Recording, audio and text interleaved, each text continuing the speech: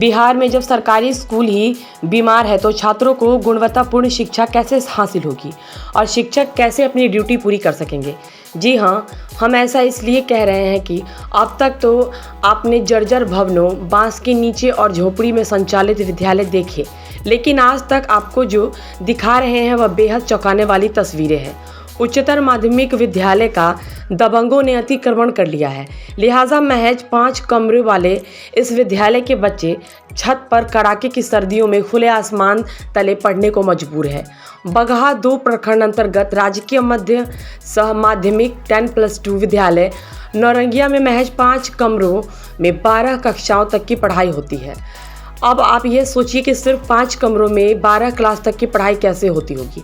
जाहिर सी बात है कि किसी तरह जुगाड़ कर एडजस्ट किया जा रहा होगा। दरअसल अति पिछड़े इलाके के इस विद्यालय में बच्चे खुले आसमान के नीचे छत पर बैठकर पढ़ाई करने को मजबूर है, क्योंकि यहाँ विद्यालय भवन व कमरों के घोर अभाव है।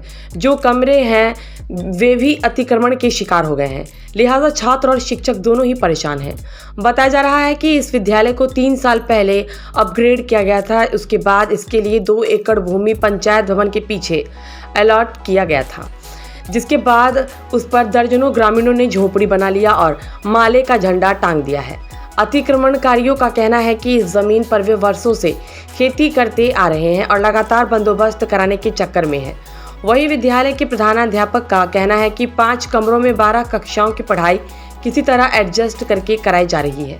इस विद्यालय को वर्ष 2019 में अपग्रेड कर 10+2 तक किया गया और 2 एकड़ ज़मीन मुहैया कराई गई, लेकिन ज़मीन पर वर्षों से अतिक्रमण है, जिस वजह से भवन नहीं बन पा रहा है और किसी तरह एडजस्ट कर शिक्षण कार्य पूरा किया जा रहा है। बता दें कि 10वीं में 60 छात्र और 11वीं में 50 और 12वीं में 29 छात्र छात्राओं का नामांकन है, लेकिन अधिकांश छात्र छात्राएं सिर्फ हाजिरी बनाने आते हैं। बैठने की दिक्कत के कारण अधिकांश बच्चे हाजिरी बनाकर वापस घर चले जाते हैं। मुखिया और स्थानीय ग्रामीणों का कहना है कि 5 कमरे होने की वजह से उच्च वर्गों में पढ़ने वाले बच्चे स्कूल में नहीं आते हैं। वहीं जिन छात्र छात्राओं का क्लास छत पर संचालित होता है, उनका कहना है कि छत पर बाउंड्री नहीं होने से उन्हें चलने फिरने पर नीचे गिरने की चिंता बनी रहती है।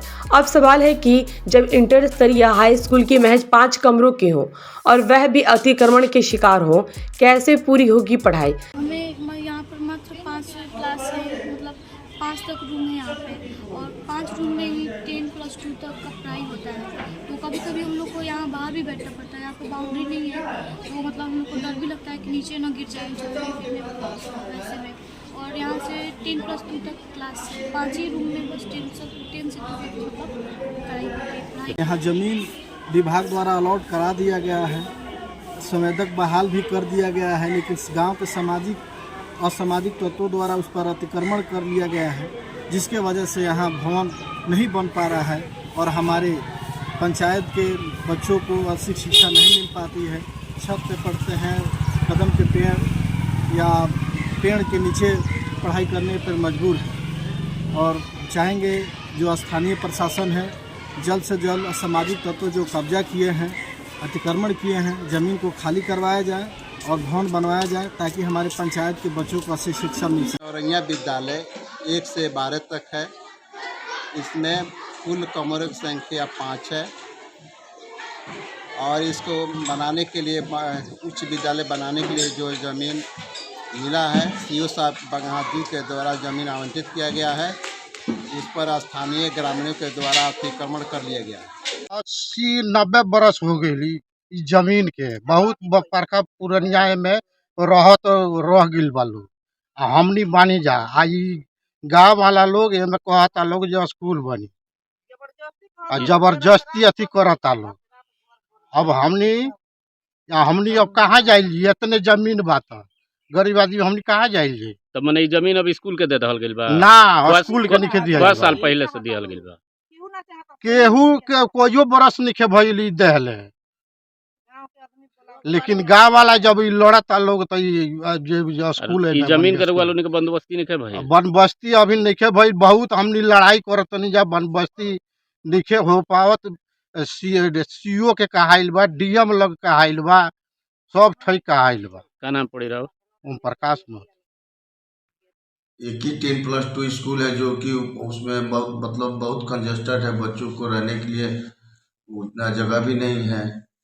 और सरकार ने ज़मीन दिला करके 4-5 वर्षों से सरकार ने ज़मीन दिलाया, लेकिन उसमें लोगों का अतिक्रमण है और आज तक स्कूल भी नहीं बन रहा है लोगों के अतिक्रमणकारियों की वजह से। और तमाम बच्चे सबको दिक्कत होता है। अगर एक स्कूल हो जाता, 10+2 हो जाता, तो बच्चों को इधर उधर जाना नहीं पड़ता। हम भी यही चाह रहे हैं, ग्रामीण भी चाह रहे हैं, लेकिन उसमें अतिक्रमण जो लोग किए हैं वो लोग नहीं चाह रहे स्कूल बनने देना। प्रशासन को आप लोगों ने शिकायत किया था? प्रशासन से लेकर प्रशासन को हम लोग क्या करेंगे, हम तो सीयू साहब को प्रधानाध्यापक से आवेदन भी दिलवाए, हमने भी दिया है। और सीयू साहब 2 नोटिस भी भिजवाए हैं उन लोगों को, फिर भी पता नहीं किस वजह से स्कूल रुका हुआ है, समझ में नहीं आ रहा।